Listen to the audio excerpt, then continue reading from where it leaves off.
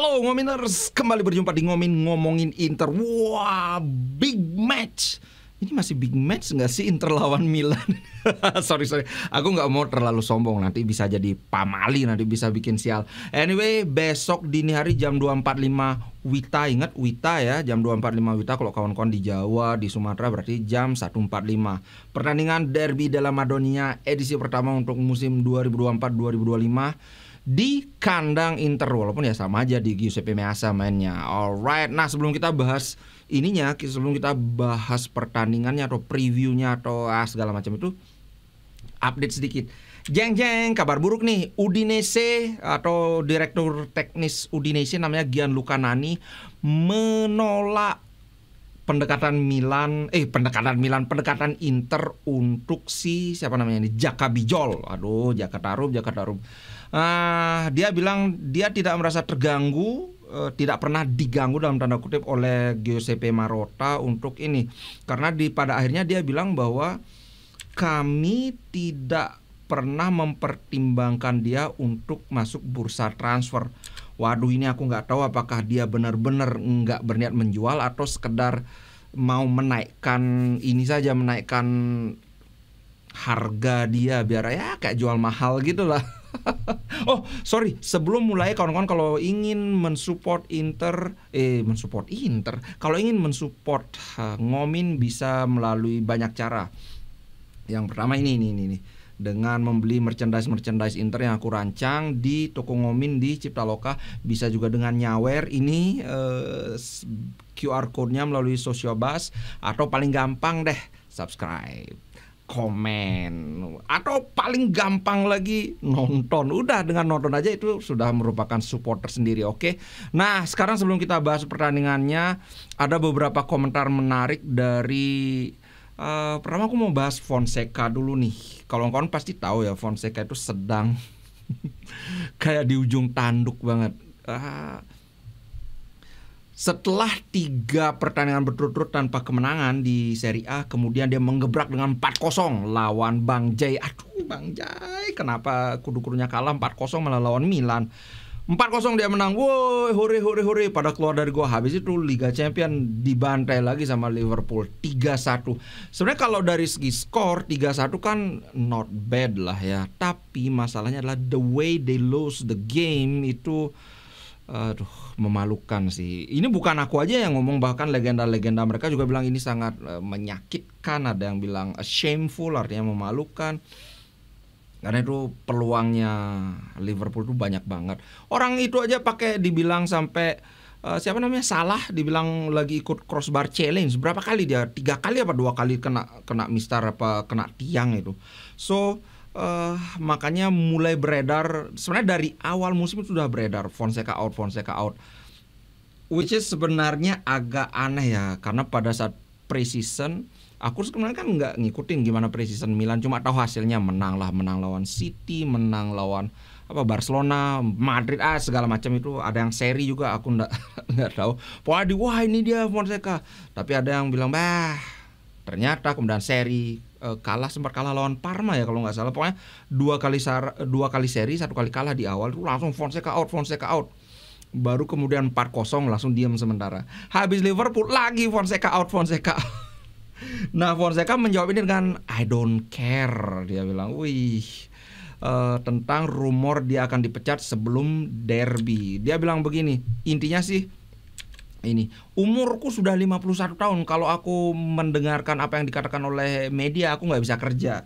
Ya memang benar sih, apalagi kita tahu media-media itu emang cenderung membesar-besarkan sesuatu berita yang negatif. Dalam hal ini pemecatan kan berita negatif kan. Wah benar, kalau ini aku dengarkan aku nggak bisa kerja. Tapi aku setuju. Ini panjang sebenarnya wawancaranya, tapi karena ini ngomongin Inter bukan ngomongin Milan, ya udah itunya aja, intinya aja gitu. Kemudian yang menarik lagi adalah dalam kesempatan yang berbeda, pada press con sebelum pertandingan ini dia bilang bahwa saya tidak ingin memuji Inter Milan gitu dia bilang. Nah, kenapa dia sampai keluar omongan begitu adalah gini, dia kayaknya Fonseca memang lagi sensi banget, terutama soal rumor mau dipecat ini kan. Dia sebenarnya ditanya, ini pertanyaannya, apa pendapatnya tentang pertandingan Inter lawan City yang berakhir dengan draw? Langsung ngegas dong, dia bilang gini, apakah ini pertanyaan yang ingin supaya saya memuji Inter gitu? Kalian ingin saya memuji Inter? Saya memilih untuk tidak. Saya nggak mau ini. Dia nggak mau memakan umpannya. Kayak walaupun dia bilang sebelumnya kan tidak peduli apa kata media, tapi sebenarnya dia sudah stres sih. Masa gimana menurut Anda? Kan relevan dong pertanyaannya, karena Milan habis kalah lawan Liverpool. Inter seri kan, bagaimana menurut Anda? Karena ini calon lawan Anda. Mereka seri lawan City. Bagaimana menurut pendapat Anda pertandingan itu? Emang kamu mau saya memuji Inter? Gila, sensi banget. Tapi ada siapapun pelatih yang ada di posisi Fonseca pasti juga akan sensi. Kalau itu Conte yang ada di posisi Fonseca, aku yakin bahkan akan lebih ngegas lagi. Sebenarnya gini ya, aku mau komentari sedikit. Posisi Fonseca ini sebenarnya sudah di ujung tanduk. Kalau aku lihat dari orang yang berada di luar circle Milan, pemecatan Fonseca ini tampaknya cuma masalah tunggu waktu saja. Satu, kalau dia kalah, immediately bakalan dipecat. Dua, walaupun dia menang, the next time dia kalah lagi atau seri lagi, pasti akan muncul lagi Fonseca out. Manajemen Milan pasti nggak betah, apalagi ada rumor loh ya, ingat. Ini rumor katanya hubungan dia dengan The King Zlatan itu katanya lagi nggak baik. Nah, aku nggak tahu sejauh mana rumor ini. So, kalau aku jadi Fonseca, aku akan stres juga, karena walaupun aku menang, itu cuma postponing the inevitable. Hanya menunda sesuatu hal yang sudah tidak bisa dihindari lagi gitu. Aku sih agak bersimpati sih sama anak Milan sebenarnya. Oke, lanjut. Sekarang kita Inter. Di sisi lain Inter ngegas karena Inter ingin mencetak sejarah, ingin mencetak kemenangan 7 kali berturut-turut. Nah, kenapa? Karena begini.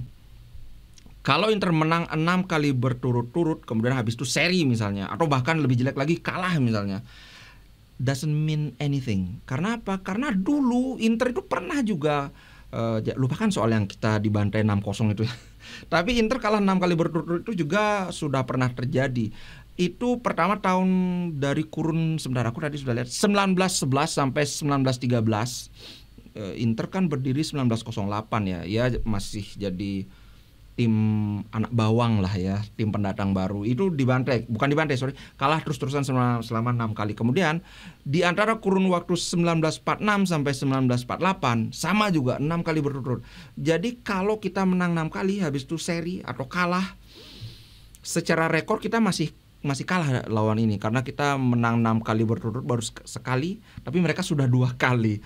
Walaupun ya kita bisa aja argue, wah itu kan di zaman dulu ketika Inter masih anak bawang, masih ayam sayur lah gitu. Tapi ya, sehingga di inner circle Inter itu sebenarnya berkembang nih, kita harus menang ini 7 kali, harus kayak Dragon Ball. Biar sudah, inilah jeleknya Inter kadang-kadang ya. Inter itu kadang-kadang ketika kita banter-banteran itu kan sudah biasa. Kita banter apa dibalas lagi, mereka ngebanter apa kita balas lagi kan gitu. Nah, Inter itu pinginnya ketika ngebanter biar nggak ada lagi balasan yang bisa mereka lakukan. Sebenarnya ini impossible, karena sebagaimanapun walaupun mereka misalnya kalah 11-0 gitu, ketika terus kita ngebanter, wah 11-0, hahaha, mereka pasti akan bisa ngebalasnya apa? Oh, tapi 7 Liga Champion. Pokoknya akan selalu ada hal yang dipakai untuk membalas. Tapi ya bagus aja sih buat sebagai motivasi tambahan untuk memenangkan pertandingan. Alright, tapi aku setuju dengan apa yang dikatakan Inzaghi. Inzaghi bilang, kita memang sudah menang 6 kali berturut, kemudian ada menang 5-1 dan sebagainya, tapi itu doesn't mean anything. Kita nggak akan dapat 3 poin dengan mengenang kemenangan yang 6 kali berturut-turut, itu nggak ada gunanya gitu. Pertandingan yang sudah berlalu, yang sekarang ya sekarang, gitulah intinya dia ngomong. Aku setuju. Makanya ya aku nggak mau. Sepertinya semua Interisti juga nggak mau Inter itu, tim Inter menjadi komplasen. Komplasen itu kayak bisa tenang aja kayak gitu. Ya, kemudian ada komentar yang menarik dari Lucio, salah satu pahlawan treble. Dia memprediksi derby itu selalu derby, tapi Inter adalah favorit untuk memenangkan derby. Dia menyenggol tentang berapa banyak tim yang bisa bermain seperti Inter ketika menghadapi Manchester City. Wih, coba aku ini, karena ini ngomongin Inter kan, bolehlah aku bacakan agak banyak ininya, apa namanya, interviewnya kan. Nah dia bilang begini, tentang gimana rasanya derby dulu gitu. Dia bilang San Siro yang penuh, yang full sold out adalah salah satu malam yang tidak bisa diutarakan dengan kata-kata. Gitu. Ini adalah perasaan yang kamu tidak akan pernah bisa lupakan. Nah ini adalah kasus di mana apa ya, apapun hasilnya kamu tetap nggak bisa lupa, walaupun menang nggak bisa lupa, walaupun kalah tetap nggak bisa lupa, karena apa ya, animonya kan banyak. Pemain-pemain yang baru masuk Inter itu mereka, wah gini rasanya main di San Siro kan kayak gitu. Paling ini deh, paling terbaru ketika Inter bertandang ke City, sampai-sampai Peter Schmeichel sendiri bilang, ini aku sampai sempat mengira kita mainnya di San Siro apa di Etihad sih, karena lebih ribut kurva Nord yang cuma satu pojok itu aja dibandingkan pendukung City, padahal mainnya di kandang City gitu. Nah itu yang dimaksudkan Lucio, apapun hasilnya kita nggak akan pernah lupa suasana di San Siro. Kemudian dia lanjutkan, ya tentu saja saya berharap Inter menang, kata Lucio, seperti yang selalu maksudnya yang selalu kami harapkan gitu. Tidak ada keraguan bahwa Inter datang sebagai favorit, tapi derby adalah tetap derby. Kemudian dia juga mengomentari tentang pertandingan Inter lawan City. Wah ini dia yang dia bilang, berapa banyak tim yang bisa datang bertandang ke City dan bermain seperti yang Inter lakukan. Wih. Ketika saya bilang bermain itu maksudnya dalam hal bertahan maupun menyerang. Kemudian dia juga melanjutkan, bertandang ke City kamu bisa kalah, bahkan seringnya kebobolan lebih dari 1 gol. Ya iyalah City, lihat aja di tabel Premier League berapa mereka sudah nyetak gol kan. Tapi Inter datang dengan atau dengan apa ya, datang sebagai lawan yang seimbang melawan salah satu tim terkuat di Eropa. Wih, aku suka sih kata-katanya Lucio ini. Doesn't matter walaupun kita itu dibombardir, walaupun mereka mencetak lebih banyak peluang, tapi fair-fairan aja. Babak pertama pendukung City yang lebih ketar-ketir, kita mencetak lebih banyak peluang, kualitas peluang kita lebih berbahaya. Cuman ya babak kedua harus diakui begitu Inter melakukan pergantian pemain, ya kualitas permainan Inter memang menurun cukup drastis sih. Itu dari Lucio. Kemudian dari Inter sendiri, nah ini yang aku bilang tadi bahwa derby di masa lalu itu nggak ada artinya. Dia bilang gini, kami tahu apa arti derby bagi fans. Kami memerlukan performa yang spesial dari Inter. Maksudnya bermain bagus aja nggak cukup, harus spesial gitu. Terutama setelah pertandingan seperti yang kami lakukan menghadapi City, di mana kami menghabiskan banyak energi. Nah ini aku sempat bilang bahwa secara mental pemain atau tim yang bertahan itu lebih melelahkan dibandingkan pemain yang nyerang. Karena apa? Kita mengejar bola gitu. Mengejar bola itu kayak begitu dapat bola buang, aduh capek. Sedangkan kalau kita membawa bola itu kan kita lebih enjoy mainkan, wah gocek. Makanya at least secara mental ini sangat melelahkan. Secara fisik juga iya, karena dalam bertahan itu kita harus segera menutup ruang yang sedang kosong. Sedangkan kita lihat sendiri, justru City itu bermainnya jarang lari dia. Kalau lari pun jogging aja. Sedangkan Inter kalau wah kesana kesana pressing kesana. Makanya stamina Inter itu lebih cepat ngedrop dibandingkan stamina City. Mereka itu cuma 3 loh ganti pemain, sedangkan Inter full melakukan 5 pergantian pemain. Tapi kemudian dia melanjutkan seperti ini. Ini aku setuju banget. Tapi di pertandingan semacam derby, kamu menemukan energi yang kamu bahkan nggak tahu bahwa energi ini kamu punya gitu loh. Kayak wah udah mau habis, loh ternyata ada tangki cadangan, ambil. Kayak gitu maksudnya. Nah kemudian tentang kemenangan derby berturut-turut itu barulah dia berkata, apa yang terjadi di masa lalu itu hanyalah bagian dari masa lalu. Itu nggak ada artinya. Gila, nggak ada artinya. Ya oke lah, dia memang pelatih harus ngomong yang apa ya namanya ya, yang diplomatis gitu. Tapi kita sebagai fans boleh. Mereka memiliki pemain top, memiliki pelatih yang hebat, yang sudah pernah saya hadapi beberapa kali ketika saya di Lazio dan dia di Roma. Kami harus siap. Kami harus menunjukkan organisasi permainan, aku setuju, organisasi permainan dan kualitas, karena kualitas individu itu nggak akan ada artinya kalau organisasi permainannya kacau. Menurutku ini yang kelihatan ketika Milan berhadapan dengan Liverpool. Jadi ya sebenarnya secara individu kan nggak jelek pemain-pemain Milan kan, Leao, Theo, kemudian Mainan, Pulisic kan. Tapi secara organisasi permainannya, secara kelompok, secara tim itu kurang banget gitu. Kayak semua pengen menonjol, tapi sedikit yang mau bekerja keras. Kayak nggak ada yang mau kerja keras kayak Tonali dulu di Inter. Di Milan, sorry di Milan. Itu sih yang aku lihat. Nah kemudian tentang Lautaro. Oh sebentar, sebelum itu dia bahas bagaimana nih tentang pemilihan pemain, apakah sudah ada yang fix. Dia bilang masih ada keraguan. Saya belum melihat sesi training hari ini. Para pemain yang bermain di Manchester City kemarin berlatih lebih sedikit kemarin gitu. Tentang Lautaro Martinez barulah dia berkomentar.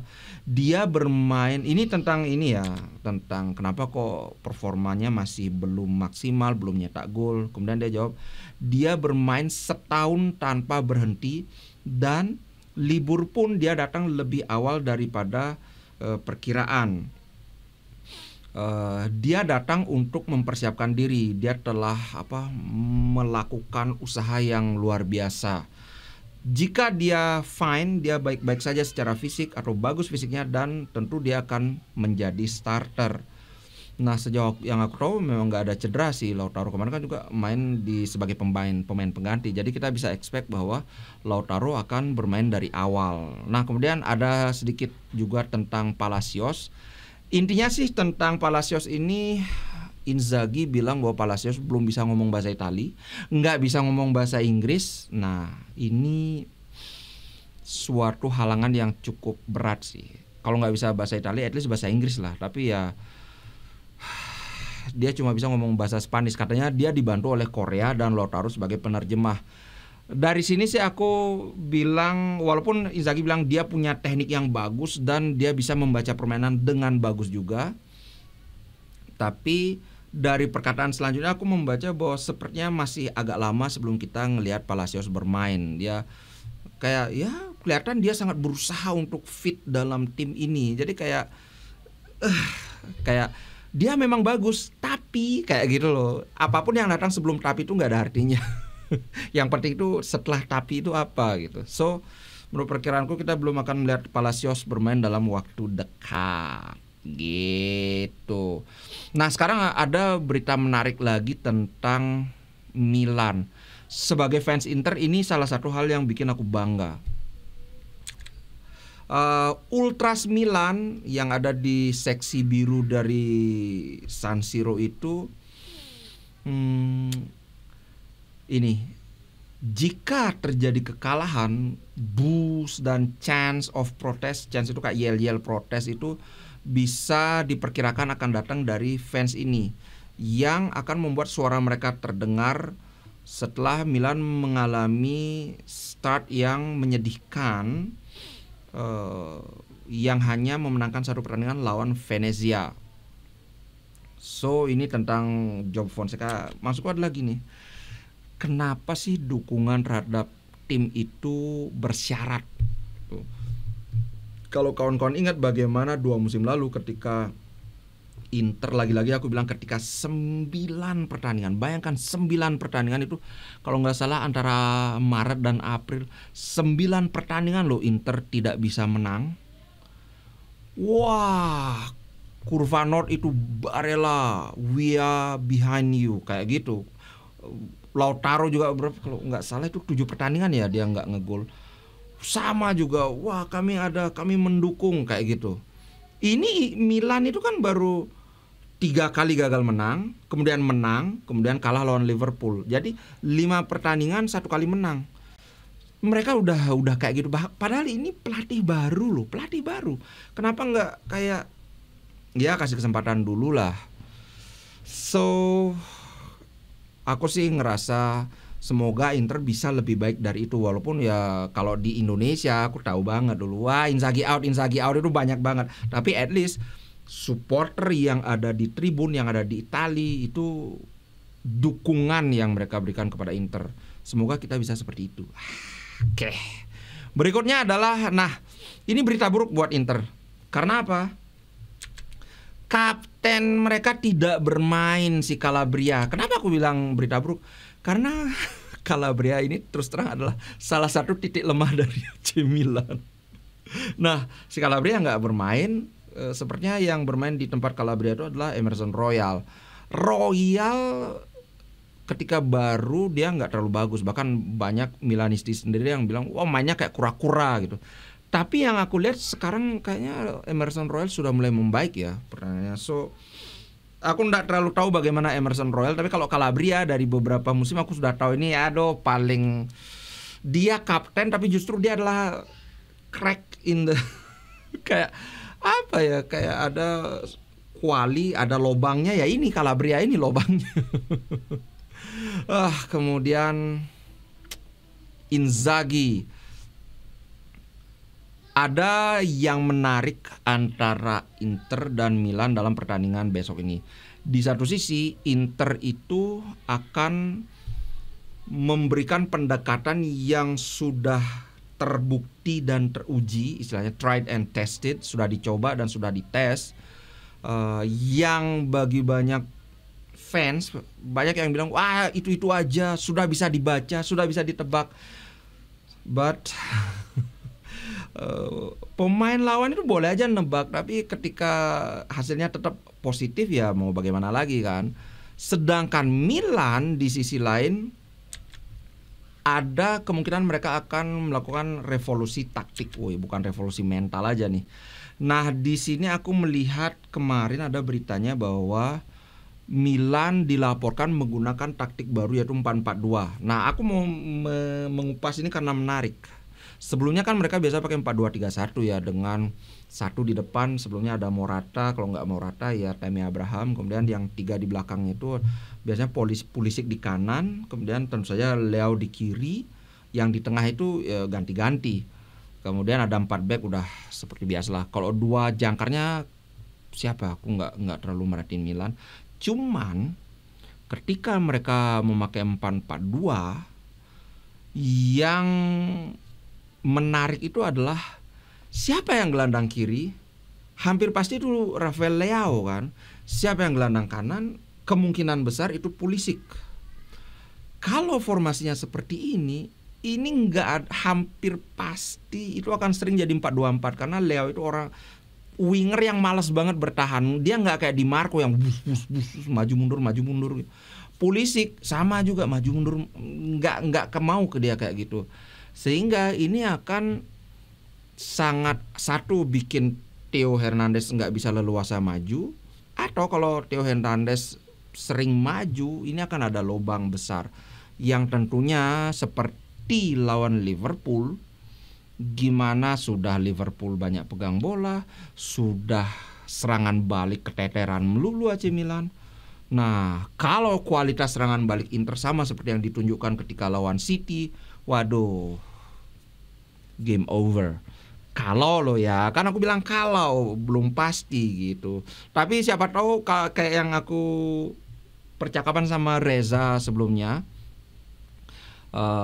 kalau Milan bisa menang lawan Inter, ini bisa jadi titik balik kebangkitan AC Milan. Itu yang dibilang. Aku sih berharap itu tidak terjadi. Oke lah, titik baliknya habis lawan Juventus aja. Ini terus terang menarik sih, pertandingan yang satu pakai formasi, pakai skema yang sudah terbukti dan teruji, walaupun dikatain sudah bisa dibaca, terserah. Sedangkan yang satu akan mencoba suatu hal yang baru. Nah, kalau kawan-kawan ingat musim lalu Pioli sempat melakukan ini. Karena sudah putus asa gimana caranya lawan Inter, dia pakai formasi baru. Hasilnya tetap kalah, bahkan dibantai 5-1 itu kan. Yang mereka pakai taktik baru itu pas 2-1 kayaknya ya, pas Inter menang dan memastikan Scudetto di depan mukanya AC Milan itu kan. Aku lupa yang mana itu yang mereka pakai taktik baru. Nah, terus terang saja aku melihat antara battle tested taktik melawan revolutionary taktik, kayaknya sih yang battle tested lebih ini, yang sudah terbukti dan teruji gitu. Kalau menurut kawan-kawan gimana? Coba yang di bawah ini, kalau misalnya Inter menang, maka aku akan ngadain giveaway dari produk Cipta Loka. Oke. Nah, nanti gimana teknisnya nanti aja sebelum pertandingan aku ini kan ya. So, atau gini aja deh. Langsung saja, teknisnya itu biar gampang. Kalau menang, ingat, kalau menang aku akan pilih secara acak dari komentar-komentar yang ada di ini, di mana namanya, di video ini. Akan ada 2 giveaway. Ingat, kalau Inter menang, 2 giveaway, 1 khusus member, 1 semua. Jadi member dan non member berkesempatan mendapatkan giveaway. Oke, jadi ada 2 giveaway nanti. Alright, itu aja. Jangan lupa besok dini hari kita live reaction, kita nonton sama-sama. Semoga Inter menang. Kalau kawan-kawan jangan lupa, aku punya channel satu lagi yang lebih banyak membahas Serie A, itu namanya Ngomla. Tapi di sana aku bukan sebagai fans Inter, sebagai pengamat, sebagai pengamat yang netral, sebisa mungkin netral lah ya. Oke, itu dulu untuk konten kali ini. Jangan lupa kalau kawan-kawan bisa subscribe, komen, sawer atau beli merchandise. Oke, ciao guys, sampai jumpa.